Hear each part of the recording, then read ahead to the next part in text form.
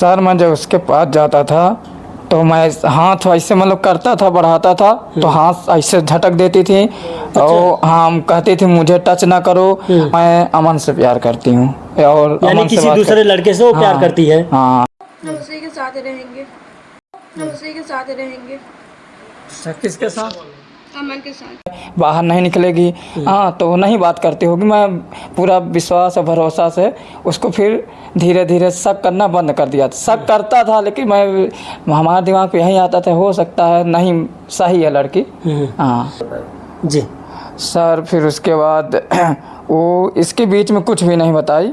शादी होने तक, भोज होने तक कुछ भी बात नहीं बताई। लेकिन अचानक मैं भोज जब ख़त्म हुआ 2 मई को, और 3 मई को जो है वो बोलती है कि मैं और किसी से प्यार करती हूँ, मैं आपके साथ नहीं रहना चाहती।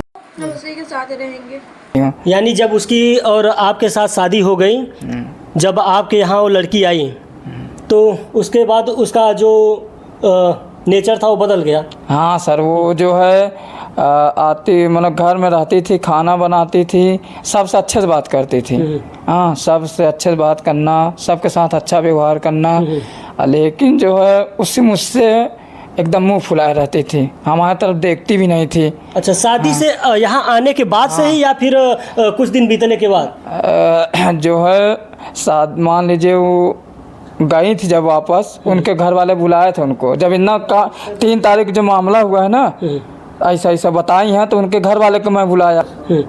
नहीं, हम ये जानना चाहते हैं, जब आपकी 29 तारीख को शादी हुई, 30 को आप ब्याह यहाँ लेकर आए, उसके बाद 2-3 दिन आपके यहाँ लड़की थी, जब उससे आप मिलने के लिए रात के जाते थे या जब उसके पास करीब जाते थे तो उसका रिएक्शन कैसा रहता था, वो आपके प्रति व्यवहार कैसा रहता था? सर मैं जब उसके पास जाता था तो मैं हाथ ऐसे मतलब करता था, बढ़ाता था तो हाथ ऐसे झटक देती थी। और हम कहती थी मुझे टच ना करो, अगर तुम मुझे टच करोगे तो मैं या तुम्हें मार दूंगी। नमस्कार दोस्तों, मैं रमेश पटेल। आज हमारी मौजूदगी नैनी कोतवाली थाना क्षेत्र के एडीए कॉलोनी में है। बीते 29 अप्रैल की बात है जब एडीए कॉलोनी के रहने वाले रामाश्रय अपने बेटे की शादी करछना थाना क्षेत्र के डीहा गांव के रहने वाली एक लड़की के साथ किया था। बीते 1 जून की बात है जब वह लड़की अपने ससुराल से छत से कूदकर अपने आशिक के साथ फरार हो जाती है। आइए जिस लड़के से साथ शादी हुई थी हम उससे बात करते हैं, आखिर ऐसी कौन सी नौबत आन पड़ी और उस लड़की को ऐसा क्या हो गया जिसकी वजह से वह लड़की अपने आशिक के साथ फरार हो गई। आइए हम बात करते हैं। क्या परिचय हुआ आपका? सर मेरा नाम कप्तान निसार है। हाँ, और हमारी जो है शादी 29 अप्रैल को हुई थी। हाँ, और 30 को जो है विदाई हुई, हम लोग वापस आए घर।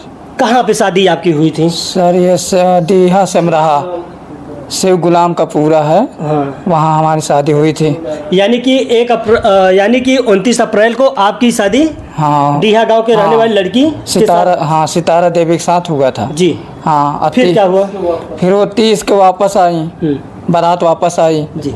और उसके बाद वो रही अपना एक 30 को रही और 1 को रही, 2 को जो है बभोज था, बभोज का कार्यक्रम हुआ। और उसके बाद 3 को जो है 3 मई को वो हम दोनों लोग बैठे थे। वो अपना सोफे सेट में बैठी थी, मैं इधर बेड में बैठा था। तो उन्होंने मुझे बताया कि मैं आपके साथ नहीं रहना चाहती हूँ, मैं यहाँ खुश नहीं हूँ। हाँ, मैं और किसी से बात करती हूँ। हम कहा किससे बात करती हैं आप? तो बोली कि मैं अमन नाम का एक लड़का है, कोना में रहता है, मैं उससे प्यार करती हूँ, मैं उससे बात करती हूँ, मैं यहाँ नहीं रहना चाहती। अच्छा, जब आप लोगों की शादी तय हुई थी तो दोनों परिवार की रजामंदी से हुई थी ना? हाँ हाँ, रजामंदी से हुई थी। तो शादी के दौरान आपके लड़की थी उससे बात नहीं होती थी? सर बात होती थी, मैं जो है सगाई में मोबाइल भी दिया था उसको, हाँ, मोबाइल भी दिया था। तो मैं जब कॉल करता था तो वो बोलती थी कि हाँ मैं खाना बनाने जा रही हूँ, मैं नाश्ता बनाने जा रही हूँ, मुझे नींद आ रही है। हाँ, कुछ न कुछ मतलब बहाना बना के मुझसे बात नहीं करती थी, इग्नोर करती थी। सगाई होने के बाद जब आपके लड़की यानी होने वाली पत्नी से बात होती थी तो क्या इस बारे में नहीं बताती थी क्या कि हम किसी से प्यार करते हैं या किसी से मोहब्बत करते हैं, आपसे शादी नहीं करेंगे? सर मैं कई बार उससे पूछा कि ये बताइए आप मुझसे शादी कर रही हैं, इस शादी से आप खुश हैं, आप दबाव बस में तो नहीं कर रहे हैं? बोली नहीं। हाँ, तो मैं बोला आप किसी और से बात नहीं करती? बोल रही नहीं। मतलब मैं कई बार लगभग 7 बार पूछा होगा, एक तरह से कई बार पूछा। हमको तो गिनती मैं नहीं किया था, लेकिन उनसे मैं बार बार पूछता था कि आप और किसी से नहीं बात करती, बताइए। हाँ, बाद में ना हो कि ऐसा फिर मामला आए, और बताती नहीं, छिपाती थी। अब मैं कभी कभी जब कॉल करता था उनके पास तो बिजी पाता था, ऐसी बात नहीं, मैं 2-3 बार कई बार बिजी पाया। तो वो बोलती थी पुष्पा का फ़ोन आ गया, हमारे सहेली का फ़ोन आ गया, मैं वहाँ की थी, हम जा रहे हैं मार्केट, ऐसा वैसा है। मतलब वो बहाना बनाती थी, बताती नहीं थी कि क्या बात है। लेकिन बात करती किससे थी? अमन से बात करती थी वो। हाँ। ये अमन कौन है? अमन सर कोना का निवासी है, अमन निषाद। ये जो है ये सितारा का, ये सितारा से बात करता है। और ये इनके रिश्ते में क्या लगते हैं अमन निषाद?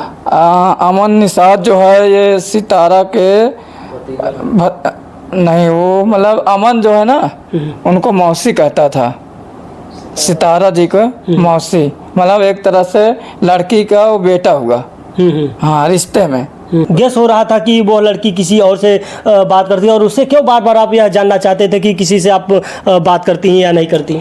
सर मुझे थोड़ा शक हो रहा था, इसलिए शक हो रहा था। वो बार बार हमको इग्नोर करती थी, मतलब मैं बात करने के लिए जब बोलता था तो मतलब बहाना बताती थी, तो हमको शक हो रहा था।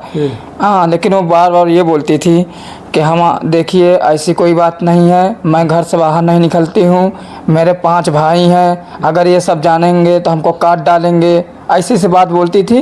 तो मैं सोचा, मैं मतलब उसके ऊपर भरोसा मुझे हो गया, विश्वास हो गया कि हाँ ये लड़की सही है, बाहर भी नहीं निकलती, 5 भाई है, डरती भी है, बाहर नहीं निकलेगी। हाँ, तो नहीं बात करती होगी। मैं पूरा विश्वास और भरोसा से उसको फिर धीरे धीरे शक करना बंद कर दिया। शक करता था, लेकिन मैं हमारे दिमाग पे यही आता था हो सकता है नहीं सही है लड़की। हाँ जी सर। फिर उसके बाद वो इसके बीच में कुछ भी नहीं बताई, शादी होने तक, भोज होने तक कुछ भी बात नहीं बताई।